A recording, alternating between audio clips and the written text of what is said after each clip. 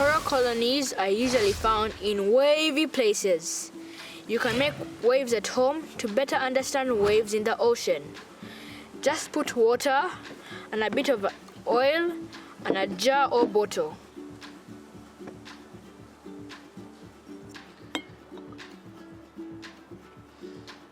And close it tightly.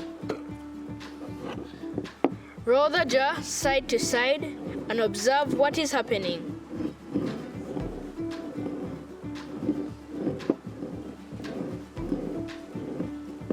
Obviously, waves are not caused by oil floating on the water. However, this activity is a good picture of the movement of ocean waves. Ocean waves are created by energy. This is power moving through the ocean water. Most of the time, the energy comes from the wind blowing on and disturbing the surface of the water.